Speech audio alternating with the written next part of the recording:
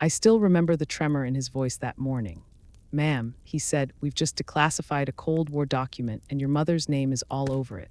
For a long moment, I couldn't speak. The line went quiet, only the faint hum of static, like a ghost from another century. My mother's name, the same name my father never said out loud after 1965. The same name is carved into a military headstone with no ceremony, no salute. All my life I'd been told she was disgraced, that she'd been removed from service after a loyalty hearing no one in the family would talk about. My father called it a stain on our name. Neighbors called her the woman who vanished from Fort Meade. I called her Mom. Now, 40 years later, a phone call was telling me she hadn't disappeared, she'd been erased. I stood by the window, the sunlight hitting the old photo of her in uniform, olive green jacket. Signal Corps patch, the same quiet confidence I inherited and never understood until that moment. What could possibly be inside a sealed government file that kept her story buried for half a lifetime? And why now? So I did what every soldier's daughter learns to do. I followed the trail. If you've ever lived through an era of secrets when loyalty could destroy a life, then stay with me, because this isn't just my mother's story. It's a Cold War truth finally coming to light, and a daughter's last mission to bring her home with honor. Hit subscribe if you believe that some battles deserve to be fought quietly and to the very end. The attic smelled of cedar and old dust, the kind of air that carries memory. I had not climbed those steps in years. The boards creaked beneath my weight, and the single bulb hanging from the rafters gave off a faint yellow glow. Light fell across boxes stacked like forgotten tombstones, each marked with years my father refused to mention. I pulled one closer, brushing away cobwebs, and saw the faint stamp of military storage tape underneath. Written in my mother's careful handwriting were 3 words that made my chest tighten.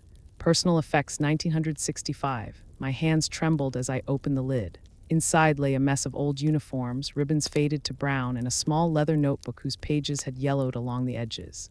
Underneath the notebook was something heavy and metallic.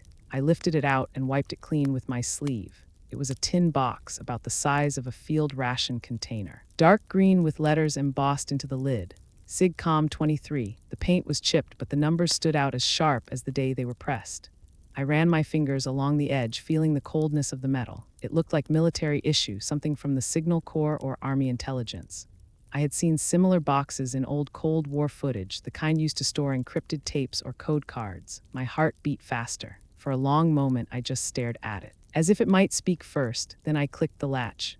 Inside was a folded photograph, a cloth patch, and an envelope that had never been sealed. I lifted the photograph. My mother stood beside a radio truck, her uniform neat, her expression calm and focused. She looked young, but there was something in her eyes that felt older than the picture itself. Next to her stood 2 men, one of them holding a clipboard.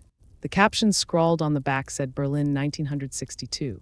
The cloth patch was circular, frayed along the edges, the design faded. I could still make out a lightning bolt crossing an open key, the emblem of Army Intelligence Signal Command. Beneath it, a small handwritten tag was pinned to the fabric. Unit 23. My throat went dry. My mother had never spoken about her service beyond vague references. Every question I asked growing up ended the same way. She'd smile softly, change the subject, and say there were things better left in the past. The envelope was addressed in typewritten letters to Call R. Whitaker, Army Intelligence Command, Fort Meade, Maryland. The name was unfamiliar, but the tone felt official. The paper had yellowed, the corners curling slightly. I slid out the contents and found a single page, unsigned, the ink still visible though faded. It reads simply, "If the truth is buried, find the radio." I read the line again, slower this time. "If the truth is buried, find the radio." It sounded like something from a codebook or a riddle. My pulse quickened. I glanced around the attic as if someone might be watching. The radio. Downstairs, the house was silent except for the ticking of the clock in the hallway. I sat on the floor, cross-legged like a child, the photograph in my lap. I studied every detail, her shoes polished but scuffed at the tips. The sleeve rolled once, revealing a faint burn mark on her wrist. I remembered that scar. She used to hide it when cooking, tugging her sleeves down. I had always assumed it came from a kitchen accident. I placed the photograph beside me and unfolded the paper again. "If the truth is buried, find the radio." My mother had served during the height of the Cold War. Radios were lifelines then. They carried orders, warnings, and sometimes secrets worth dying for. What truth could she have buried that someone wanted found 40 years later? I decided to check the rest of the box. At the bottom, beneath a layer of old field maps, something small glimmered in the light. A medal. Tarnished but still proud, I held it close to the bulb, a bronze star. I froze. My father had told me she was discharged before ever earning commendations. I remembered asking him once why her metal rack in the display case only had a single service ribbon. He said she didn't deserve more. The bronze star felt heavy in my palm. The back was engraved with her name, Captain Evelyn Carter. Below it, a date, May 1963. That date was before her supposed discharge. My breath caught. Everything my father had told me about her downfall began to crack. She hadn't been stripped of honor. She had been silenced. I looked again at the patch, the unit number, the note. SIGCOM 23. I didn't need a historian to tell me what that meant.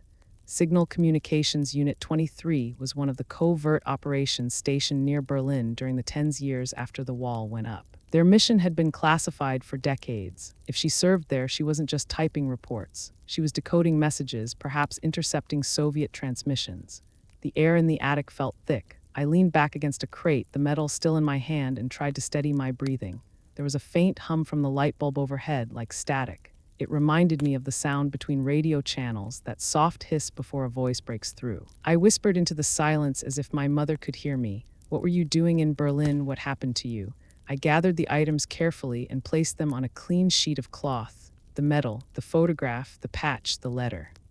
I wanted to take them downstairs, study them under better light, but something in me hesitated. This attic had guarded her story for decades. Leaving felt almost like breaking a vow. Still, the urge to know was stronger. I carried the box downstairs and set it on the dining table. The late afternoon sun streamed through the curtains, hitting the brass of the metal and casting a warm glow. It looked alive again. I opened her old notebook next. Most of the pages were filled with names, numbers, and snippets of Morse code. One line stood out, written near the back in her tidy script. When silence speaks louder than words, listen for the frequency of truth. The words felt familiar, the kind of lesson only soldiers understand. I thought about the years she spent in uniform, the sacrifice, the loyalty, and how a single rumor, whispered by men who outranked her, could erase everything. I turned the notebook over. On the back cover was a faded sticker from an old radio manufacturer, Collins Communications, Iowa. I recognized the brand from vintage military sets. I had seen one once in an antique store near the base. The owner said those models were used by field operatives during early signal intelligence missions. The phrase from the note came back to me. If the truth is buried, find the radio. Was it literal? Could there still be a radio somewhere tied to her story? My eyes drifted toward the basement door. I remembered there used to be an old shortwave set down there, one she used to tinker with when I was little. She'd sit in front of it late at night, headphones on, tuning slowly through static, listening to faint voices from overseas. I used to fall asleep on the couch to the rhythm of that soft crackle. I rose from the table and walked toward the basement, each step echoing in the quiet house. The door handle was cold, stiff from disuse. When I opened it, the smell of dust and metal wafted up, sharp and nostalgic. I turned on the light and descended the stairs, my hand brushing against the rough wood of the railing. There in the corner sat the radio, exactly where I remembered it. The casing was dented, the dials rusted, but it was unmistakably a Collins shortwave. A thick cord ran behind it, disconnected from the outlet. I approached it like an artifact. My fingers hovered over the controls. There was a small tag taped to the side, brittle with age. Her handwriting again, Unit 23 backup. My breath caught. I reached behind the set and pulled out the power cord. It barely held together, but the plug fit. I hesitated only a moment before pressing it in. The radio clicked. A low hum filled the air, followed by the rising sound of static. The old tubes glowed faintly orange. I turned the dial slowly.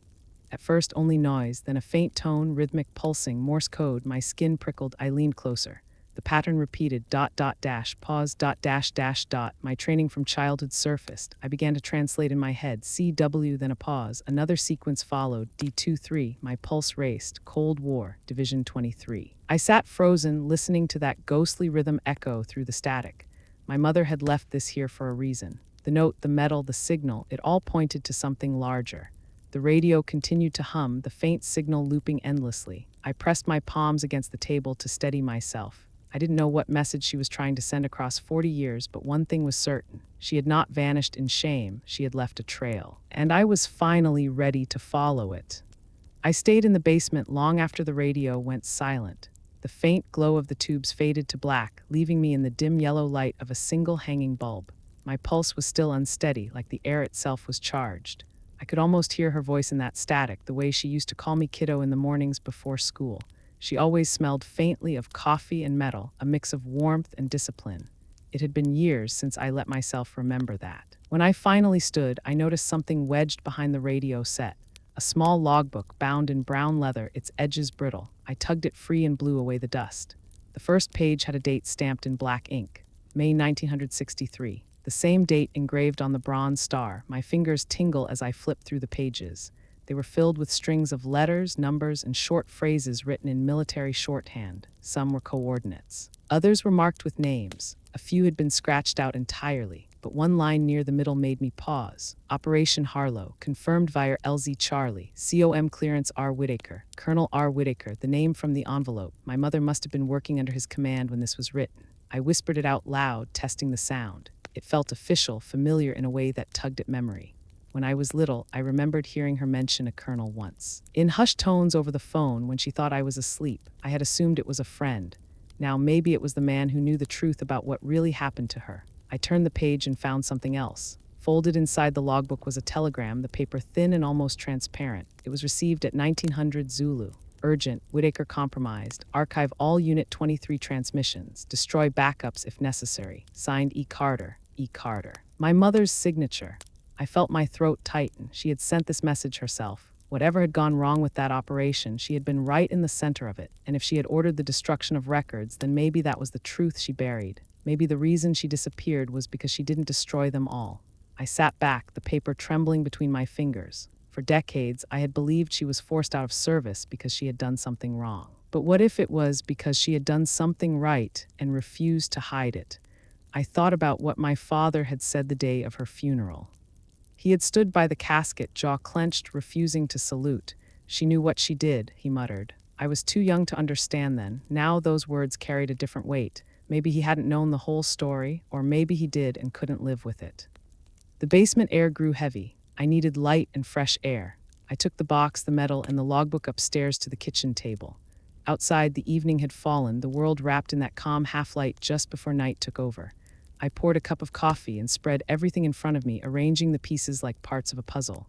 The metal, the letter, the photo, the telegram, and that single haunting line, if the truth is buried, find the radio. I opened my laptop and began searching for any trace of Colonel R. Whitaker. Nothing appeared at first, just brief mentions in old declassified documents, but one entry stood out. A retired officer by that name had been stationed at Fort Meade from 1961 to 1964 before being reassigned to NATO communications in West Germany. He died in 1975. No surviving family listed. I leaned back in my chair. If there were any remaining records of his operations, they would have been archived through Army intelligence, which meant there was still a chance to find them. But I wasn't ready to go through official channels yet. I wanted to understand what I had before turning it over to anyone else. I studied the logbook again. The coordinates looked familiar. I cross-referenced them on a map. My heart jumped when I realized one of the points was near an old communications outpost outside Berlin, now a museum. Another was close to Fort Meade itself, and the third was a small coastal town in Maryland. I knew that town. My parents had taken me there once when I was 8. We spent a weekend at a cabin near the water. My mother had seemed restless the whole time. I remembered her standing on the pier at sunset, staring out to sea as if she were waiting for someone. She told me she used to monitor transmissions from across the Atlantic when she was young. I thought it was a story, maybe it wasn't. The sound of the clock drew me back to the present. I stared at the medal one more time. Bronze Star, Valor in Action. She had earned this quietly without ever telling a soul. A tear slipped down before I could stop it. The house felt too large, too silent. I stood, poured the rest of the coffee down the sink, and went to the living room. The old family album sat on the shelf, a relic from another era. I pulled it down and opened it on my lap. Most of the photos were familiar. Birthdays, Christmas mornings, my father in his business suit. Then I turned a page and froze. A picture I had never noticed before. My mother seated at a desk, wearing headphones, a microphone at her lips. Behind her on the wall was a map of Europe, pins and strings crisscrossing the continent. She was smiling slightly, the same quiet confidence as in the Berlin photo. On the back, written in faded blue ink, were 3 words: signals never sleep. My pulse quickened. It matched the note in the tin box. Every clue pointed to communication, to messages sent and hidden. She had left a breadcrumb trail across decades, maybe knowing someday someone would come looking. Maybe she had always trusted that someone would be me. I closed the album and leaned back. The radio hum from earlier still echoed faintly in my ears. That coded message, CWD23, had not been random. It was an identifier. A marker of her unit. Maybe there were more transmissions. Maybe she had recorded them. I went back to the basement, flashlight in hand. I searched the shelves carefully this time, moving aside old paint cans and boxes of broken tools. Behind a pile of newspapers, I found a small reel-to-reel recorder, its casing dented but intact. There was a tape still loaded inside. The label reads simply Berlin Brief 1963. I felt my heartbeat rise to my throat. My hands shook as I set the recorder on the workbench and plugged it in. The reels turned slowly, the tape hissing before the faintest sound emerged. Then a voice, low and steady, filtered through the static, my mother's voice. "This is Captain Evelyn Carter, Unit 23, Field Report. Signal confirmed. Operation Harlow ongoing. Civilians are safe. Repeat, civilians safe. If intercepted, proceed to the fallback channel. End transmission." Her voice broke at the last word, softer now, almost a whisper. "If you ever hear this, you'll know I didn't run." I pressed a hand to my mouth. She had left proof, hidden in the only place my father would never look. The tape kept spinning, but the rest was just static. I stopped the recorder and stood still, my mind racing. She had known someone would find it, and she had trusted that person to finish what she started. I took the tape out and held it carefully. The note from the tin box came back to me. "If the truth is buried, find the radio." The radio had led me to her voice, and her voice had led me here. There was no turning back now. I placed the tape in the tin box beside the metal and closed the latch. My reflection stared back from the dull metal lid. For the first time in my life, I saw her face in mine, not as the woman who vanished, but as the soldier who endured. The truth wasn't buried anymore. It was calling, clear as a signal across time, and I was ready to answer. The next morning came quiet and gray, the kind of sky that felt heavy with memory. I barely slept.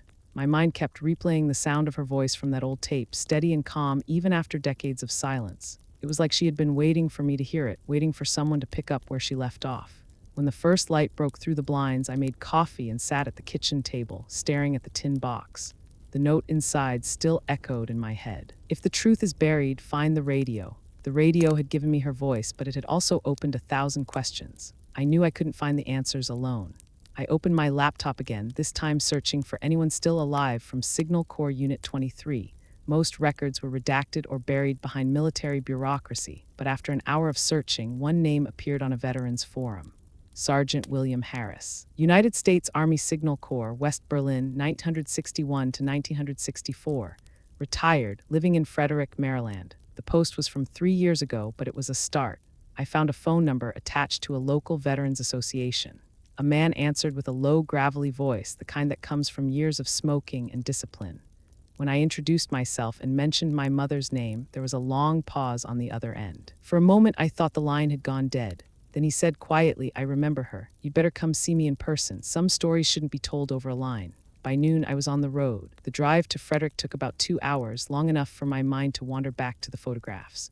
My mother in uniform, the map behind her, the look in her eyes. There was purpose in that gaze, a sense of knowing more than she could ever say. My father used to describe her as distant, distracted, never home enough. Now I wondered if he had mistaken duty for detachment. When I pulled into the small suburban neighborhood, the houses all looked the same, trimmed hedges and quiet porches. Harris's house was the only one with an American flag still flying at full mast, the edges frayed but proud. I parked by the curb and took a deep breath before walking up the steps.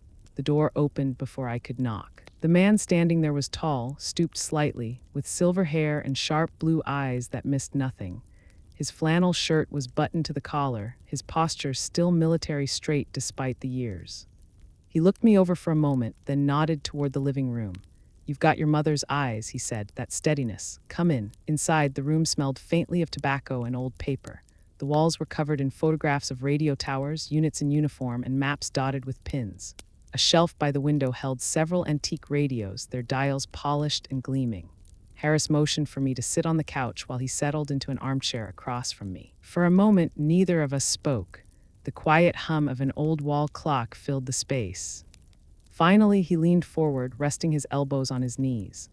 "I didn't think anyone from Unit 23 would ever come knocking again, not after what happened. You said you're Evelyn's daughter." I nodded. "She never talked about Berlin," I said, "not once. My father said she was discharged for disobedience, I hesitated, that she brought shame on the family." His eyes sharpened. "Disobedience. That's the story they told. Figures." His jaw clenched. Then he reached for a folder on the side table and slid it across to me.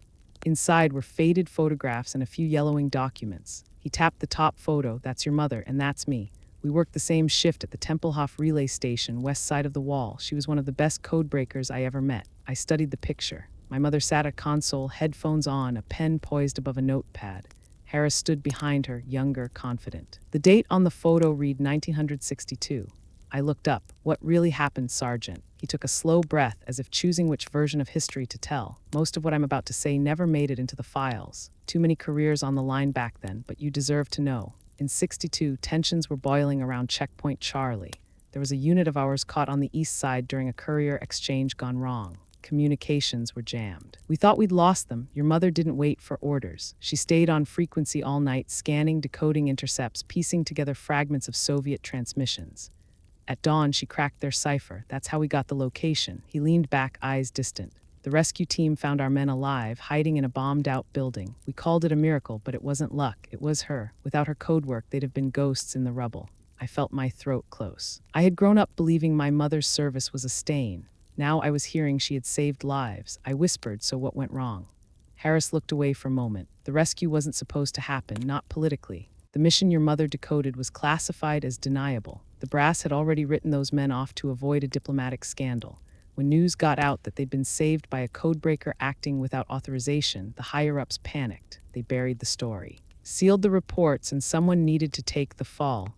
My stomach turned, and that someone was her. He nodded slowly. She wasn't court-martialed because that would have drawn attention. They labeled her medically unfit. Stress disorder, they said. Forced retirement, quiet and clean. She could have fought it, but she signed the papers. Loyalty ran deep in her veins. She protected the men who betrayed her because she believed the mission came first. I sat in silence, letting the words sink in. It didn't sound like the woman my father described. It sounded like someone braver than any of us knew. Harris stood and walked to the shelf, pulling down an old radio receiver. He turned it on. Static filled the room. He tuned through the frequencies until a faint signal hummed, low and constant. That's what it sounded like back then, he said. The hum of duty, the rhythm of a world that never slept. Your mother could find meaning in the noise. She said once that honor wasn't about who followed orders, but who kept faith when the orders went wrong. The words struck deep. They sounded like something she would say. I thought of the note, the metal, the tape. Every clue I had found fit perfectly with his story. The official record had painted her as unstable. But this man, who had served beside her, remembered a woman who stood tall even when the system wanted her silent. I asked quietly, did you ever see her again after Berlin? He hesitated, once, late 60s.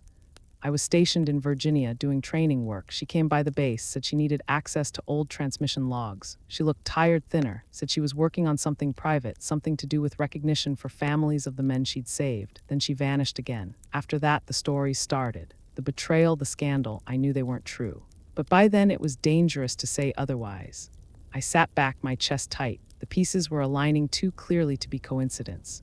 My mother had broken protocol to save lives, and when the politics turned, she became the scapegoat. Loyalty punished because it was inconvenient. Harris leaned forward again. I'll tell you one more thing. That medal you found, the Bronze Star, it was awarded in secret. Her commendation was signed but never delivered. The paperwork vanished from the system, but I saw the draft myself. He reached for a drawer and pulled out a worn envelope. Inside was a carbon copy of an old form.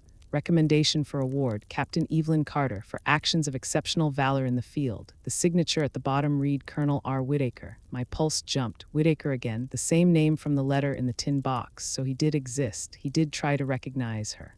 Harris nodded. He fought for her, but the order came down from higher. The file was sealed. He was reassigned to NATO command the next month. She was forced out. Neither of them ever recovered from it. The room grew quiet again. I could hear the soft crackle of the radio still playing in the background. The sound seemed to stretch across decades, carrying voices long gone. I thought about everything Harris had said, about the kind of courage it takes to stay silent when the truth could destroy you. I finally spoke, my voice low. All my life I thought she was a traitor, but she wasn't. He looked at me with something like sadness and pride mixed together. No, she was never a traitor. She was silenced for loyalty. The words hung in the air like an oath.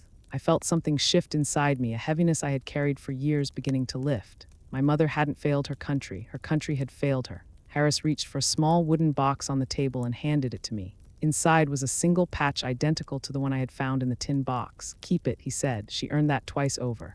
I closed the lid gently and nodded. Thank you, Sergeant. He stood and gave a faint smile. If you want the rest of her story, you'll have to go where she couldn't. Fort Meade still holds the files. They won't make it easy, but you've already started what she meant to finish.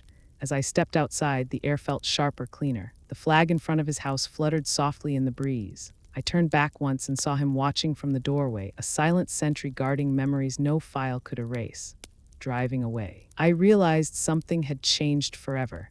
The question was no longer what she had done wrong. It was how far I was willing to go to clear her name. The drive back from Frederick felt longer than the trip there. The road stretched empty through patches of farmland and silent trees, but my thoughts filled every mile. I replayed Harris's words in my mind again and again. She was never a traitor. She was silenced for loyalty. That line hit deeper each time I heard it. It rewrote everything I thought I knew about my family. My father's bitterness, the silence around my mother's service, the shame that shadowed our name. None of it belonged to her. It belonged to the people who buried her truth. When I got home, the afternoon light was fading through the windows. I placed the folder Harris had given me on the kitchen table and just stared at it. The edges of the old papers were worn, but they carried weight, real history, evidence of something my mother had tried to protect and the Army had tried to forget. I poured a glass of water and sat down. The radio from the basement still sat on the counter. I turned it on again, letting the static fill the room. Somehow that sound calmed me. It reminded me that even through the noise, there was always a message if you listened hard enough. I opened the folder and examined the carbon copy of the award recommendation. It listed her full name and rank, the unit designation, and one line of description: for decisive action and code interception resulting in the rescue of personnel trapped beyond Allied lines. It didn't read like something small, it read like history. At the bottom was the signature: Colonel R. Whitaker, Commanding Officer, Army Intelligence. I traced the letters slowly with my thumb. I wanted to find him, even though Harris had said he died decades ago. If anyone else had known what happened, it would have been him. The next few days became a quiet investigation. I called the National Archives office in Maryland, then the Army Records Center in St. Louis. Every time I mentioned Unit 23 or Colonel Whitaker, the person on the line went still for a moment. Then came the same answer: "I'm sorry, ma'am, that file is restricted. You'll need higher clearance." It was the same wall my mother must have hit years ago. But this time I wasn't going to stop at the wall. I planned to climb it. Late one evening, while scrolling through digital archives, I stumbled upon a veterans newsletter from the early 80s. Buried in the back pages was a memorial section for a Colonel Raymond Whitaker, retired Army intelligence, who had passed in 1975. The article mentioned that he had received commendation for his work on post-war humanitarian missions and had lived in Arlington before his death. There was one curious line near the end: survived by no immediate family, but remembered fondly by those who served with him during the Berlin Division years. The words Berlin Division glowed like a beacon. I searched for anything connected to that unit. After an hour, I found a scanned photograph from a Cold War exhibit. It showed a group of intelligence officers standing in front of a radio tower. My breath caught. My mother was there, so was Harris, and the man in the middle, tall with sharp eyes and a serious face, wore the insignia of a colonel. The caption read: Berlin Signal Detachment, 1962. R. Whitaker. Commanding, seeing them together changed something in me. It wasn't just about uncovering what had been done to her anymore. It was about restoring the truth of all of them. These weren't ghosts in some forgotten report. They were real people who had carried a quiet burden so the rest of us could live in peace. I printed the photo and pinned it to the wall above the dining table. Then I laid out everything I had collected so far: the medal, the letter, the telegram, the tape, the logbook, the folder from Harris, and now the photograph.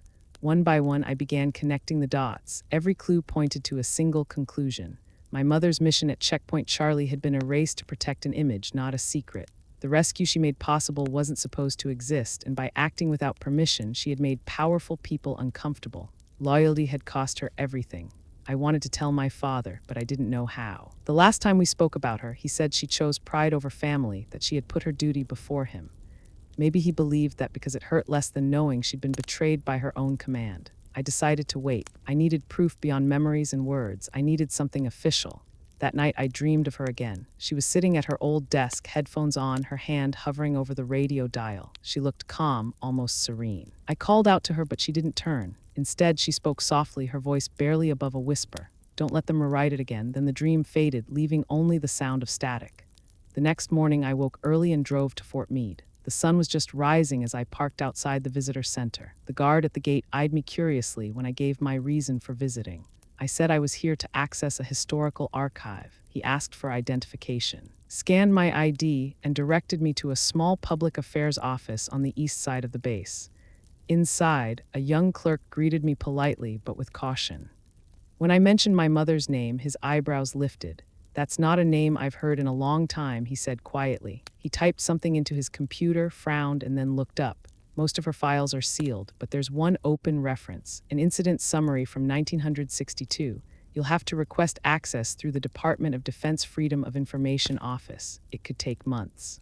I exhaled slowly. Months weren't an option. I thanked him and asked if there was anyone still stationed here who might have served during that period. He thought for a moment. "There's one name that comes up in the system occasionally. Grace Miller. She's with Veteran Affairs now, but she worked intelligence research in her early years. She might be able to guide you." He scribbled down a number on a piece of paper and slid it across the desk. "Tell her you spoke with Private Duncan." He said, "She'll take your call." I left the base with the paper folded in my pocket, feeling a flicker of purpose. The pattern was repeating itself. Every time one door closed, another cracked open. I wasn't sure how far I was supposed to go with this, but something told me my mother's trail had been built to lead exactly this far. Back home, I sat by the window, phone in hand, watching the trees sway in the wind. I dialed the number. After a few rings, a woman answered. Her voice was older, measured, the kind of tone that carried both authority and patience. "This is Grace Miller. How can I help you?" I told her my name, then I told her my mother's. The line went silent for a moment. Then she said quietly, "I wondered when someone from her family might call." I froze. "You knew her?" "Yes, Commander Carter and I worked in the same division before she left the service.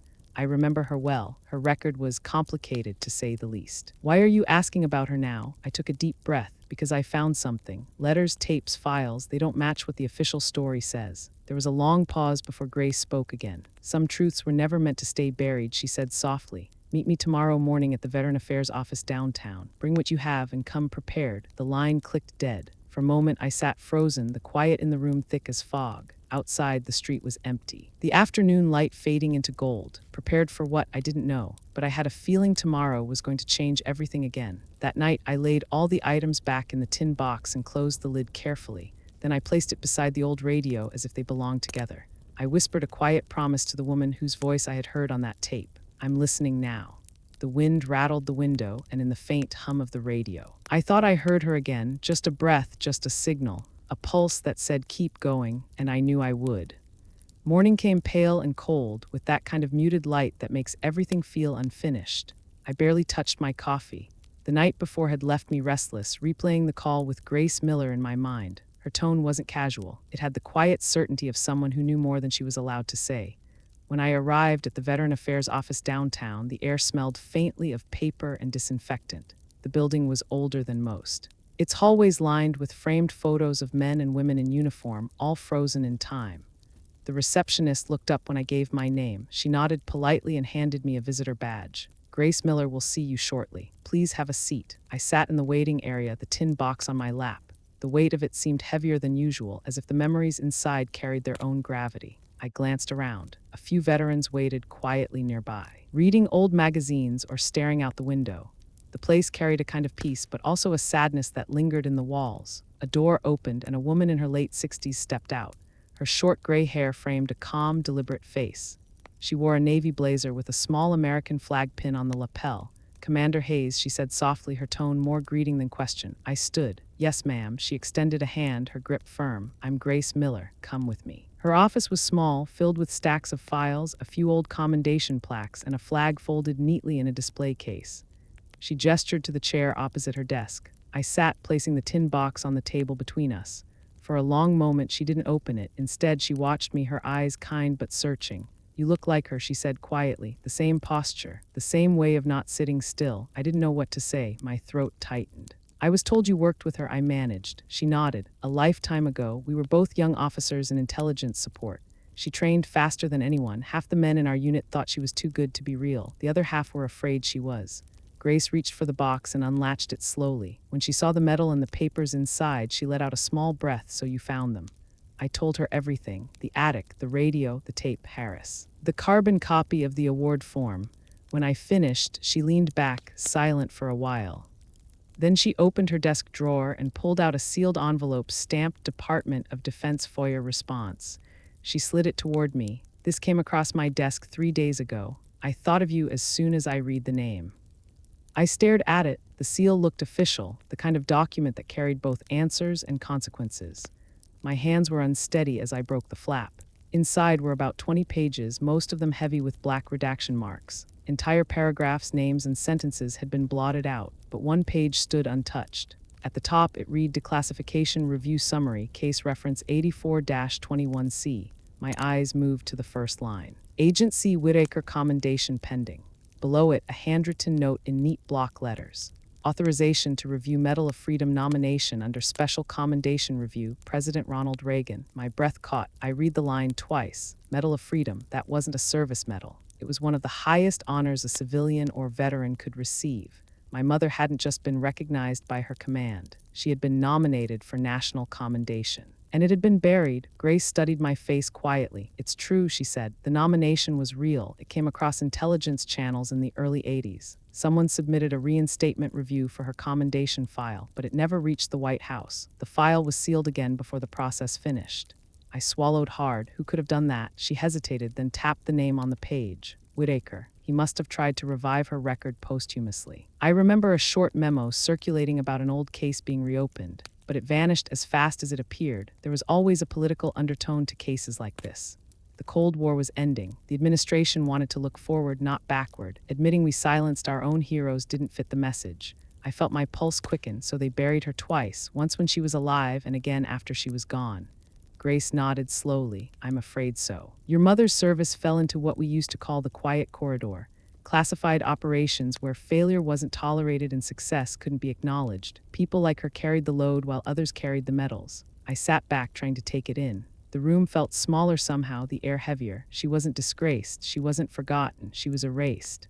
Grace folded her hands on the desk. I want to show you something. She opened a locked drawer and took out an old binder marked Historical Archive Requests.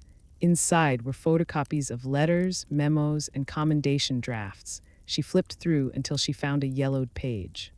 It was addressed to the Department of Defense Records Division, dated 1984. The subject line read Reinstatement of Commendation Evelyn Carter. At the bottom was the signature I had already seen twice. Colonel R. Whitaker, retired. Grace met my eyes. He never stopped trying. Even after he left service, he kept pushing for her recognition. But he died before he saw any response. The review reached the President's Advisory Board but was deferred indefinitely. That means it was never denied but never approved. The file was buried in bureaucratic limbo. I traced the outline of my mother's name with my fingertip. The letters felt carved into history and yet forgotten by time. A question formed before I could stop it. Can this still be reopened? Grace hesitated. In theory, yes, but it would require documented proof of merit beyond what's in her official record. That means eyewitness testimony, surviving reports, or personal artifacts that tie her directly to the event in question. You'd need something more tangible than stories. I leaned forward. Like what? She looked at the tin box. Something that can be authenticated. A recording. A field log, a signed report. Anything that survived outside the official chain of command.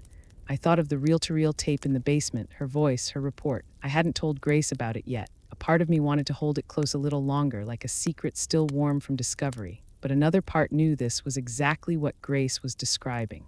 I opened the box and took out the small reel. It looked fragile in my palm. The tape dark and worn but intact. I set it gently on the desk. I think I have what you need. Grace's eyes widened slightly. Is this a field recording? Yes, she recorded it herself. The audio is clear. She identifies her unit and the operation.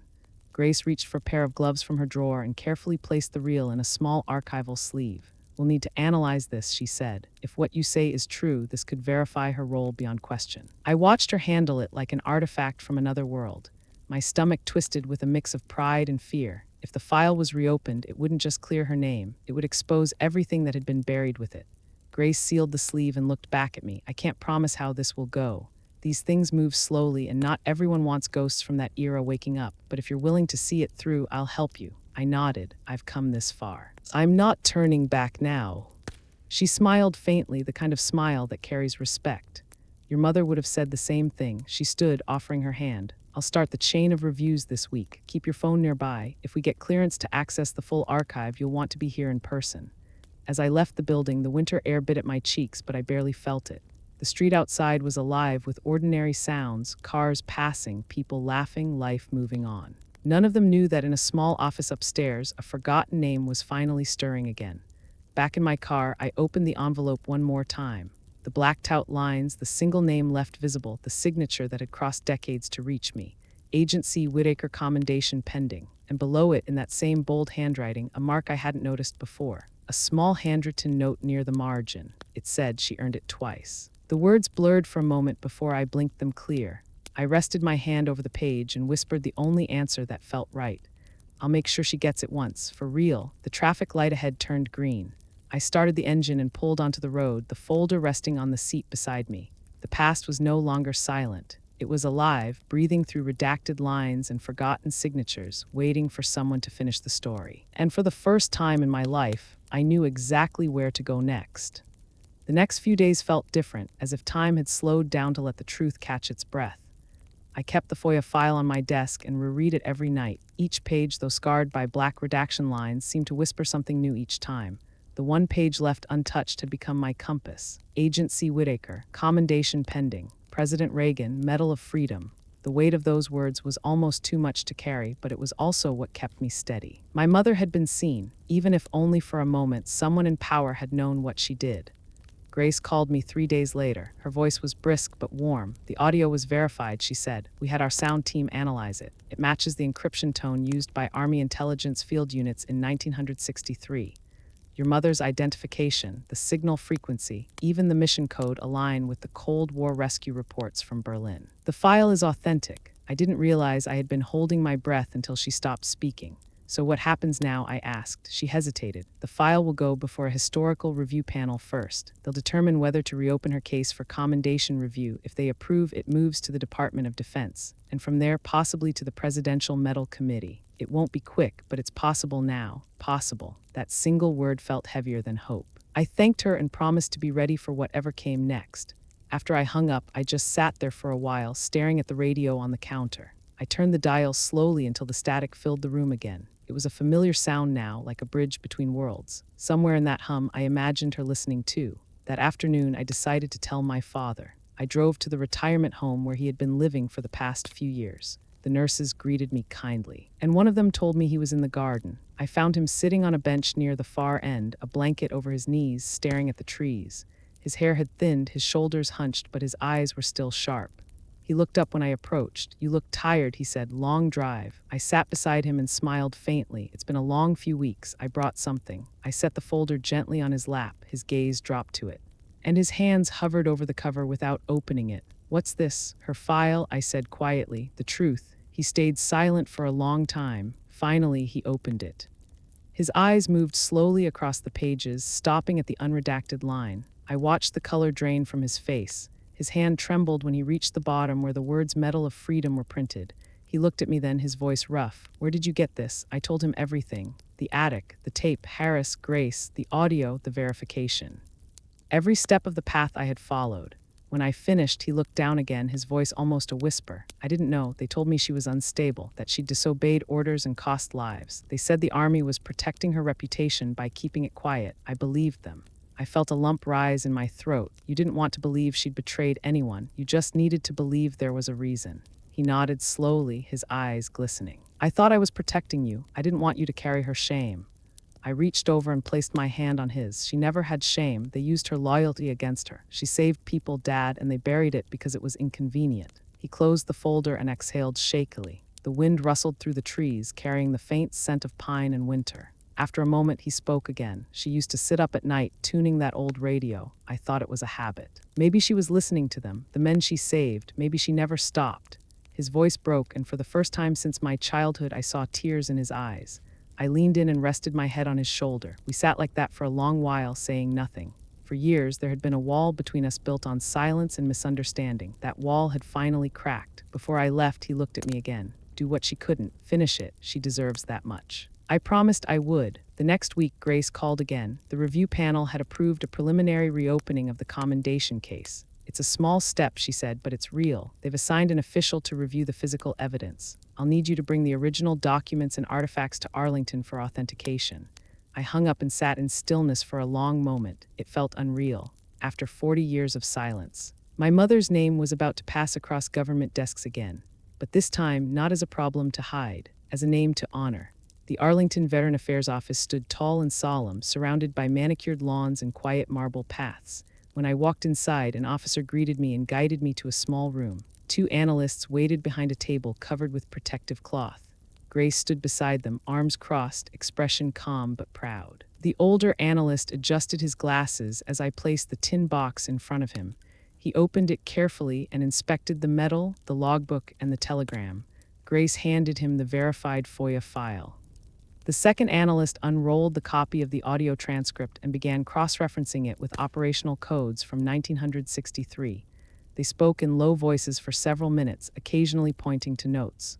Finally, the older man looked up. Everything matches. The field codes, the encryption pattern, the command structure. It's authentic. He paused, his expression softening. This woman did extraordinary work. Grace smiled faintly. Yes, she did. The analyst nodded. We'll submit this for confirmation to the Department of Defense. If they sign off, it will go to the Presidential Review Committee. I can't guarantee the outcome, but I can guarantee it will be seen. I thanked him, my voice barely steady. As they packed the materials for transport, I felt both relief and fear. I was handing over the last physical pieces of her story, trusting strangers to carry them forward. Grace touched my shoulder gently. You did the hardest part, she said. You brought her back into the light. Now let history do the rest. When I stepped outside, the late afternoon sun hit the white headstones across the cemetery. Rows upon rows of names, some remembered, some forgotten. My mother's headstone stood among them, simple and clean. I walked toward it slowly. The air felt heavy with quiet reverence.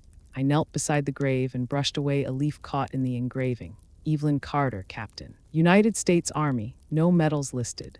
Just the dates, 1933 to 1985. I rested my hand on the stone. They'll fix this, I whispered. I don't know when, but they will. The wind picked up, carrying the faint echo of distant church bells.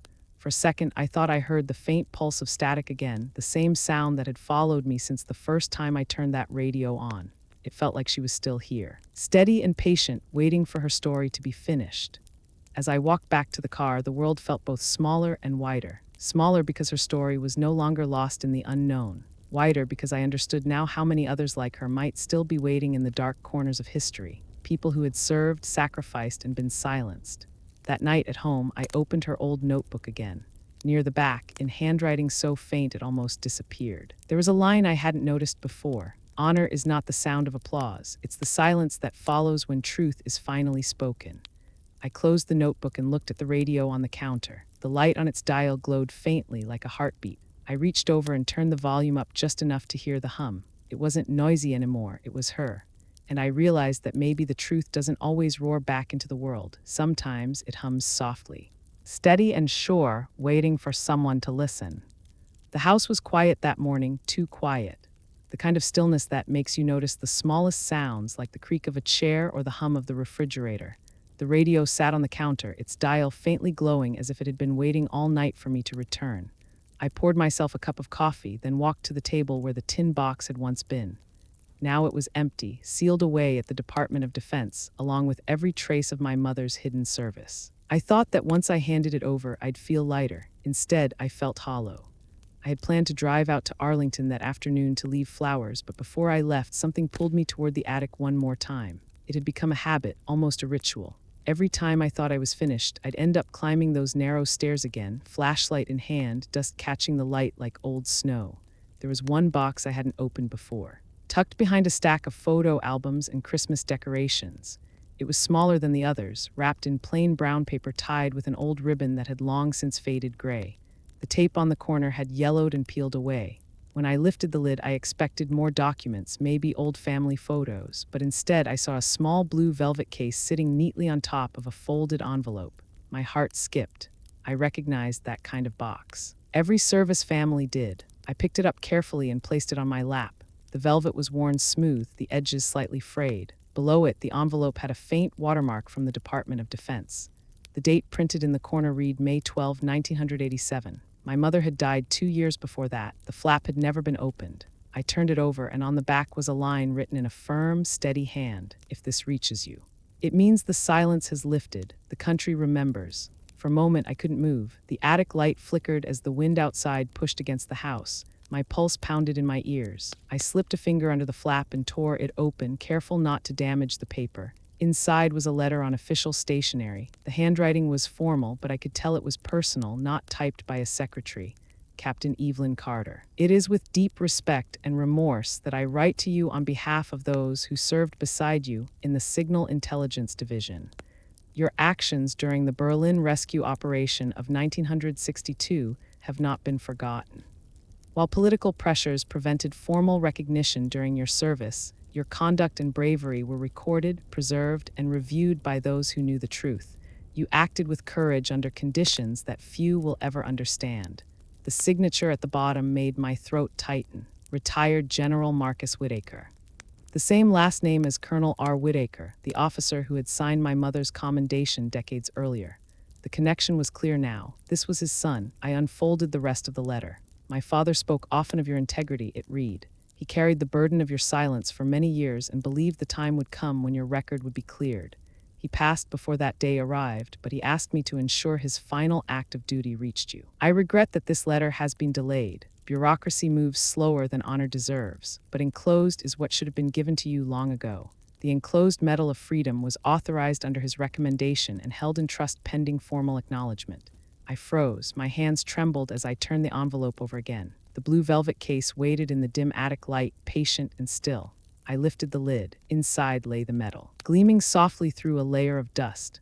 The golden medallion, engraved with the white star and the laurel wreath, shone as if it had been waiting for air. The ribbon was still folded, untouched. For a long time, I just stared at it. The attic seemed to hold its breath with me. I could almost see her hands opening that same box, her quiet smile, the weight of everything she had carried for years, except she never got to see it. My chest tightened. It felt like both a gift and a wound at once.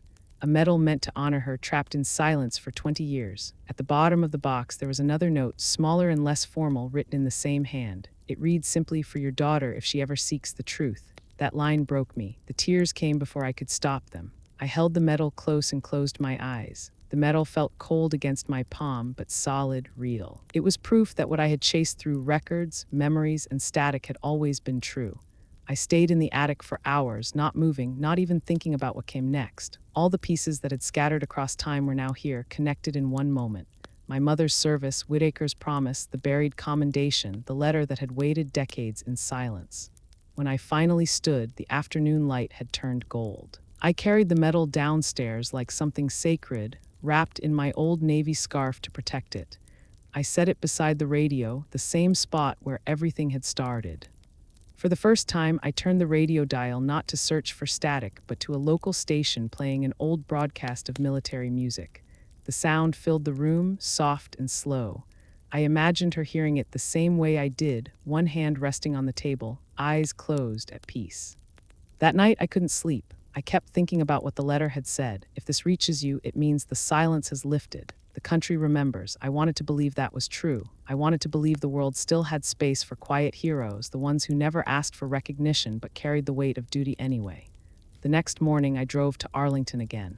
The road was lined with bare trees, their branches black against the pale winter sky. The medal sat on the seat beside me, glinting whenever sunlight broke through the clouds. At the cemetery gate, the guard recognized me and gave a small nod. I parked near her grave and walked the familiar path, the medal case in my hand. When I reached the headstone, I knelt again, brushing the frost from her name. Evelyn Carter, Captain, United States Army. I placed the medal at the base of the stone and opened the box. The wind caught the ribbon, lifting it gently before letting it fall back into place. The golden star reflected the morning light as if it belonged there all along. I took out the letter from General Whitaker and read it aloud, my voice trembling but steady. The words carried through the quiet air, soft but certain. When I finished, I folded it carefully and tucked it under the medal's ribbon. "You earned it," I whispered. "You just had to wait for the world to catch up." The sun broke through the clouds fully then, warm and bright, lighting the rows of white headstones until the whole field seemed to glow. For a moment, I felt her there beside me, not as a ghost, but as the calm that settles after a storm. I stood and saluted. The gesture came naturally, without thought. Years of service had taught me the form, but this one came from something deeper. It wasn't about rank or command, it was about respect. When I walked back to the car, the radio came alive on its own. A soft burst of static, followed by a single tone. It wasn't music, it wasn't noisy, it was a signal, one long, steady pulse that faded slowly into silence. And in that silence, I heard her voice again, quiet and clear as if it were right beside me. Mission complete. The morning after placing the medal at her grave, I woke before sunrise. The world outside was still dark, the kind of early quiet that belongs only to those who keep promises. The air smelled of cold coffee and paper, and on the table beside me sat the copy of General Whittaker's letter. I had left it out overnight, as if part of me wanted to make sure it would still be there in the morning. Some truths are like that. You have to check twice to believe they survived the night. I read the letter again, slower this time. Each word carried a weight that didn't fade with repetition. The line that always caught me came near the end. Bureaucracy moves slower than honor deserves. It wasn't just a line of regret, it was a confession. Somewhere along the way, men like him had realized that silence could be as damaging as betrayal, and in his own quiet way, he had tried to make it right. Later that morning, I called Grace Miller. When she picked up, I told her about the letter and the medal. She didn't speak for a long moment. Then she said softly, "Bring it in. We'll authenticate it and make sure it's documented properly." The Medal of Freedom is not something that just appears in a box. It has to have a record somewhere. At the Arlington office, the staff treated the find like the discovery of a lost artifact. The analysts laid the medal and the letter on a long table under soft lights. One of them adjusted his glasses and read the signature carefully. "General Marcus Whittaker," he murmured, "the son of Colonel R. Whittaker. That explains a lot." He glanced up. "You realize what this means, right?" I nodded. "It means it was real all along." He smiled faintly. "More than real. It means her award was processed, approved, and physically issued. But for reasons we may never know, it was never presented. That makes this medal both official and unclaimed." Grace stood beside me, her hands clasped in front of her. I could tell she was trying to stay professional, but the faint glimmer in her eyes gave her away. "This is history," she said, "the kind that doesn't just rewrite a record but restores a life." They photographed the letter, scanned the seal, and logged the medal into the official system. I watched as each detail was entered, one keystroke at a time. Somewhere in that database, a new line was forming, one that would finally connect her name to the recognition she had earned. When it was done, the analyst handed me a printed document. It was a temporary certificate of acknowledgement, confirming that the medal had been verified as genuine. At the bottom, in black ink, it listed her name, Captain Evelyn Carter, United States Army. Award, Presidential Medal of Freedom. Status, pending posthumous presentation. I stared at it for a long time. The word presentation echoed in my mind. It meant they intended to give it to someone, to me. Grace touched my shoulder. "The Veterans Heritage Division will contact you soon. When they confirm the date, you'll stand for her." Her words caught in my throat. All I could manage was a quiet thank you. That evening, I drove back to the old house one last time. The attic waited like a memory, patient and dusty. I climbed the stairs slowly, flashlight in hand, and sat on the wooden floorboards. The space felt different now, not haunted but hollowed out, like it had finally exhaled after years of holding something in. I looked around at the scattered boxes, the old uniforms, the faint smell of cedar. My mother had spent a lifetime keeping her duty tucked away up here, trusting that someday the truth would find its way home. I realized then that this attic wasn't just a storage place. It was a time capsule of everything she had been: discipline, restraint, and faith in the quiet kind of justice. I ran my fingers along the edges of the wooden beams. The dust clung to my hands, marking me like a witness. It struck me that in chasing her story, I hadn't just uncovered a mystery. I had inherited her code, that quiet belief that honor wasn't something you shouted about. It was something you lived, one decision at a time. On my way downstairs, I noticed the radio sitting on the workbench. I hadn't turned it on in days. When I did, the same soft static filled the room, steady and familiar.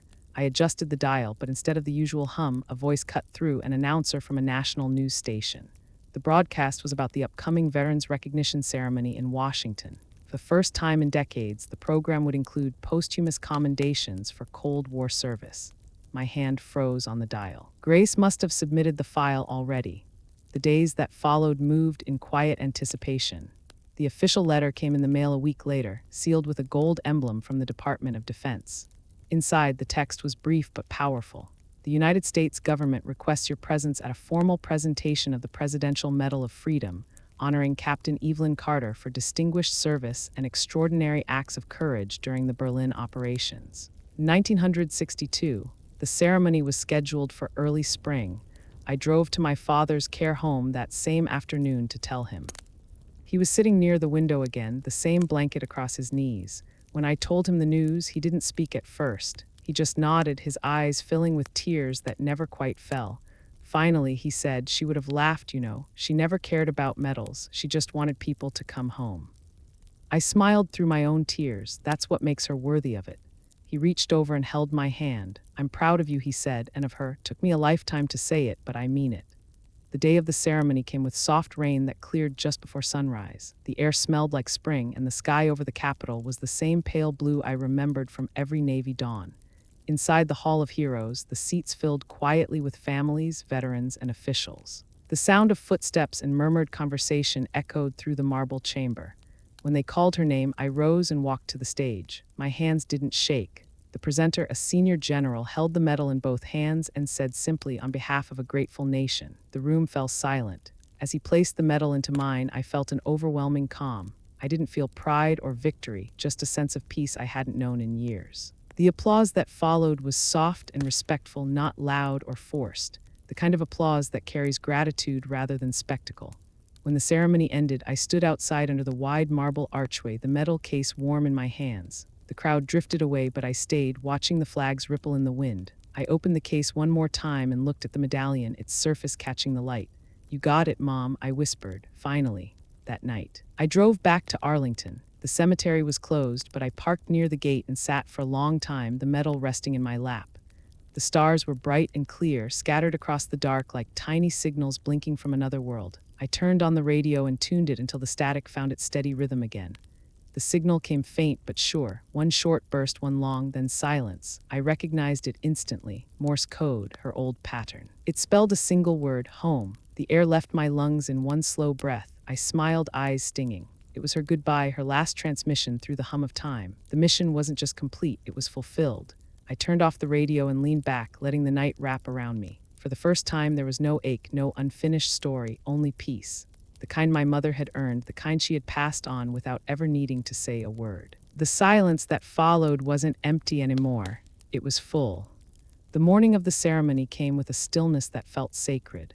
The air was cool and clear, the kind of early light that makes everything seem sharper, quieter, more honest. I laid my mother's uniform out on the bed. It had been stored carefully for years, wrapped in a garment bag that still smelled faintly of cedar and starch. The fabric had faded slightly with time, but the brass buttons still gleamed, the name tag still clear. Carter. I ran my hand along the sleeve, tracing the seams, the faint marks left by long-ago creases. It fit perfectly when I put it on, the weight of it both grounding and humbling. Looking in the mirror, I saw her face reflected in mine. The same posture, the same calm beneath the surface. For the first time, I understood what she must have felt every time she buttoned that jacket. Duty wasn't about pride, it was about steadiness. Outside, the city was just waking up. Flags hung from lampposts, waving gently in the morning breeze. As I drove toward Washington, the streets were lined with rows of chairs and canopies where volunteers were setting up for the Cold War Veterans Commemoration. I parked near the National Mall and walked the last few blocks. The closer I got, the quieter it felt, like the noise of the world had taken a respectful step back. The ceremony was being held on the steps of the Memorial Plaza, where granite walls engraved with names stretched into the morning light. Rows of veterans sat in folding chairs, their jackets decorated with ribbons and medals that told stories most people would never hear. Family members stood beside them, holding photographs, flowers, and folded flags. The hum of conversation died down when the band began to play the national anthem. When I found Grace Miller among the organizers, she gave me a small nod. She didn't need to say anything. Her eyes told me she understood what today meant. The officials from the Department of Defense stood near the podium, their faces solemn but calm. In the crowd, I spotted my father, seated near the front, his hat resting in his lap. He looked smaller than I remembered, but his expression was clear, proud, unguarded. After several speeches honoring those who had served in silence during the Cold War, the announcer read from a short list of posthumous commendations. Then he paused, glanced at his notes, and said, "We have one more name, Captain Evelyn Carter." The crowd murmured softly. I felt my heart climb into my throat. Grace turned to me and whispered, "It's time." I stepped forward, medal and letter in hand. The uniform felt heavier now, as if it carried every story that had been kept inside it. The air stilled as I reached the podium. Cameras clicked faintly, and for a heartbeat I could hear nothing but my own pulse.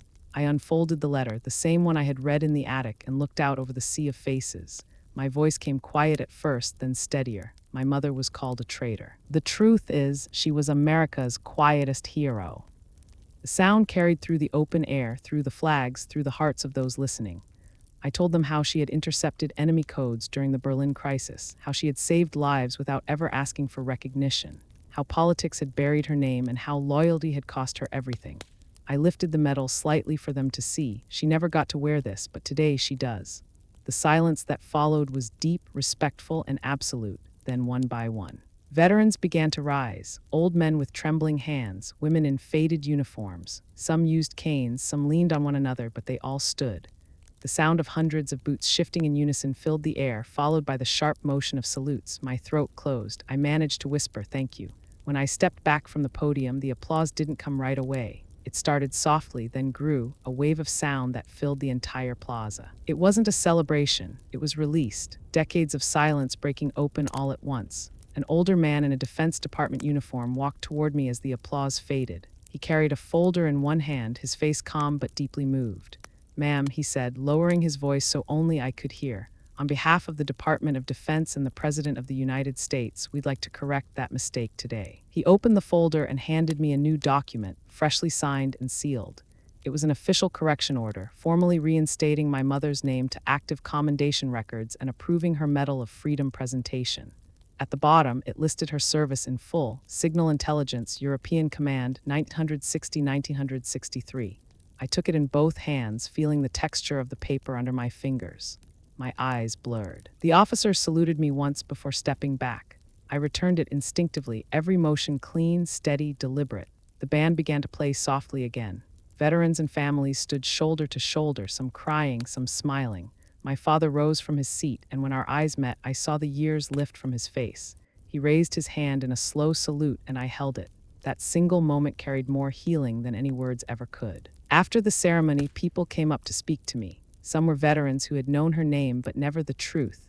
Others were family members of those she'd helped save, men who'd been trapped near the border all those years ago. One woman handed me a small photograph of her father in uniform. "He served in Berlin," she said softly. "He made it home because of her. Thank you for finding her story." I held the photo, unsure how to respond. Sometimes gratitude feels too large for words. When the crowd began to thin, I stood for a while at the edge of the plaza, watching the flags ripple against the sky. The medal hung at my chest now, heavy but warm, like a heartbeat I was carrying for both of us. The sun was low, casting long shadows across the stone.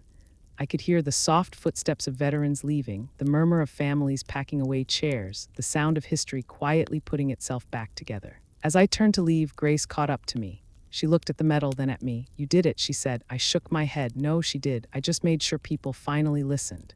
We stood there for a moment, watching the last of the light fade across the memorial walls. Grace smiled faintly and said, "Maybe that's what heroes need, not to be remembered louder but longer."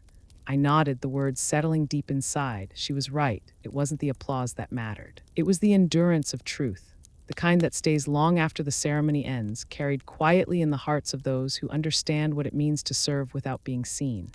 As I walked away, I heard the distant echo of the band striking one last note, firm and bright against the evening sky. It was the sound of closure, of peace, and of a promise finally kept. That night after the ceremony, Washington was quiet. The city lights reflected off wet pavement, and the wind carried the distant hum of traffic like an old familiar rhythm. I still wore her uniform. I couldn't bring myself to take it off yet. It felt less like a costume and more like a conversation across time. Each thread seemed to hold a story, each crease a memory she never got to tell. I stopped at the Lincoln Memorial on my way home. The marble steps glistened under the soft glow of the floodlights. I climbed slowly, the medal in my hand, the letter folded in my pocket. At the top, I stood before the towering statue, its gaze calm and unyielding. I thought of everything that had happened since the first call, the attic, the radio, the files, the faces. All the years of silence undone by persistence, by the simple refusal to stop asking questions. The sound of footsteps echoed nearby. I turned and saw my father walking toward me, his hat pulled low against the wind. I wasn't surprised. Grace must have called him after the event. He looked up, his eyes soft. "Thought I'd find you here," he said. I smiled faintly. I wasn't ready to go home yet. He nodded, stepping beside me. The two of us stood there for a long time, saying nothing. The reflection pool stretched out below, rippling with the night breeze. Finally, he spoke. "I used to bring her here when we were first stationed in D.C. She loved this place, said it reminded her what leadership was supposed to mean." I looked at him, surprised. "You never told me that." He shrugged gently. "There's a lot I never said, a lot I should have." I reached into my pocket and handed him the letter from General Whitaker. He unfolded it carefully, reading in silence under the lamplight. His hands trembled just slightly as he reached the end. He traced the signature, then looked up. I was wrong about her, he said, his voice breaking. She didn't choose duty over family, she chose honor over comfort, and I never had the courage to see it. His words didn't come out like an apology, they came out like surrender. For years, he had carried his version of the truth like armor, and now he was finally setting it down. I put a hand on his shoulder. She forgave you a long time ago, Dad. You just never believed it. He nodded slowly, eyes glistening. Maybe now I can. We stood there until the cold began to bite through our coats. When we walked back down the steps, the metal caught the light from the monument, gleaming like a small star against the darkness. The following week, the Department of Defense released a public statement acknowledging the correction of Captain Evelyn Carter's record. Her name appeared on the official Medal of Freedom registry, along with a short biography and a scanned copy of the letter from General Whitaker. News outlets covered it briefly, calling it a symbolic gesture of reconciliation for forgotten Cold War veterans. For me, it wasn't symbolic, it was personal. Messages began to pour in from people I had never met. Former intelligence officers, family members of those rescued during the Berlin crisis, even young soldiers who said her story reminded them why they had enlisted. One message stood out. It came from a man named Thomas Whitaker, the grandson of the colonel who had trained with my mother. He wrote, "My grandfather always said she was the best codebreaker he ever met. He said she could find a signal in a hurricane." Reading that made me believe she still is. I read that line over and over again. A signal in a hurricane. It felt right, that was who she was. I returned to Arlington one last time before leaving the city. This time I brought my father with me. The air was warm and the cherry blossoms had just started to bloom. We walked in silence, the gravel crunching softly beneath our shoes. When we reached her grave, he knelt slowly, his knees unsteady but determined. He placed a small box on the grass. Inside was his wedding ring, the one he had stopped wearing after she died. His voice was quiet, almost lost in the breeze. "I think it's time she had it back." I felt my throat tighten. He stayed there for a long while, his hand resting on the headstone. I stepped back, giving him space. The sun filtered through the trees, scattering patterns of light across the marble rows. It felt peaceful. The kind of peace that doesn't come from forgetting, but from finally understanding. When he stood, he looked taller, somehow lighter. He took my hand as we walked back toward the car. "I don't know if I ever told you this," he said, "but you got her eyes. That same look of knowing what needs to be done, even when it hurts." I smiled. Maybe it runs in the family. He chuckled softly. Maybe it does. That night, I sat alone at home, the medal resting on the table beside me. I turned the radio dial one last time. The static came through, steady as ever. For a moment, I wondered if she'd send another signal, another message, but there was only silence. And this time, I understood it. It wasn't absent. It was completed. I picked up my pen and opened a fresh page in her old notebook. At the top, I wrote a single line. "For every quiet hero who was never thanked in their time, may your stories find the light they deserve." Then I closed it gently and set it beside the medal. Outside, the night was calm. A thin line of dawn was already forming on the horizon. Somewhere flags were being raised, shift bells were ringing, and the world was waking to another ordinary day. But for me, it was more than that. It was the first morning in my life when I didn't feel like I was chasing ghosts. The silence wasn't heavy anymore. It was full of her, and that was enough. The morning of the presentation was quiet, the kind of stillness that holds meaning. A thin mist hung over Arlington, softening the edges of the headstones. The air carried that faint, familiar scent of grass and rain, the smell of places where memory lives. I arrived early, wearing her uniform again, the medal pinned neatly on my chest. My father was already there, sitting in the front row, his cane resting beside him, his eyes on the folded flag that lay on the ceremonial table. The ceremony wasn't large. There were no cameras this time, no crowd, just a few officials from the Department of Defense, a chaplain, and a handful of veterans who had served in her era. The chaplain spoke briefly about service, loyalty, and truth. His words were simple, steady, the kind that don't try to impress but to honor. Behind him, 2 soldiers in dress blues stood at attention, holding the flag between them. The folds were sharp and precise. Every movement is deliberate. When the chaplain finished, one of the officials turned toward me. "Captain Evelyn Carter's Medal of Freedom is hereby presented posthumously for exceptional service and courage under conditions of secrecy and danger. Her work saved American lives during the Cold War and upheld the highest values of duty and honor." He paused, then continued quietly. "Today we return her story to the light where it always belonged." He lifted the metal box from the table and handed it to me. For a second, my vision blurred. The weight of it felt heavier than before, as if all the years of silence were gathered inside it.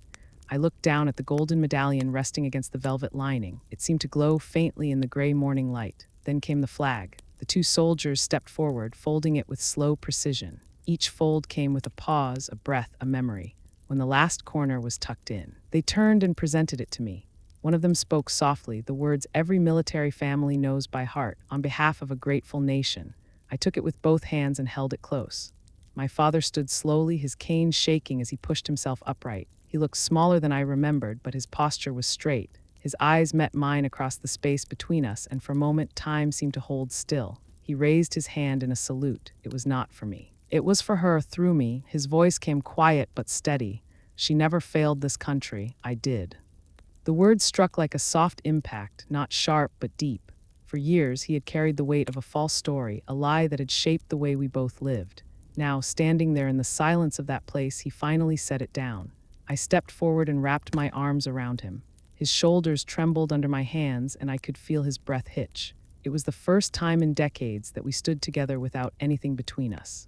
When he pulled back, his eyes were wet but calm. She would have liked this, he said. Quiet, honest, no speeches, no noise, just the truth. I nodded. That's all she ever wanted. The chaplain said a short prayer, and then the small group slowly dispersed. The soldiers saluted once more before walking away. I stayed behind with my father, sitting on the stone bench near her grave. The folded flag rested on my lap, the medal beside it. The sunlight began to break through the mist, spilling across the marble rows. Birds moved in the distance, their wings catching flashes of light.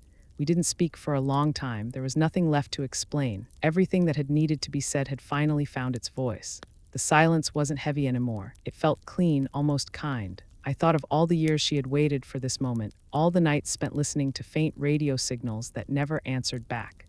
Now she was the signal, reaching us in her own way. Before we left, I placed the medal at the base of her headstone and rested my hand on the cool marble.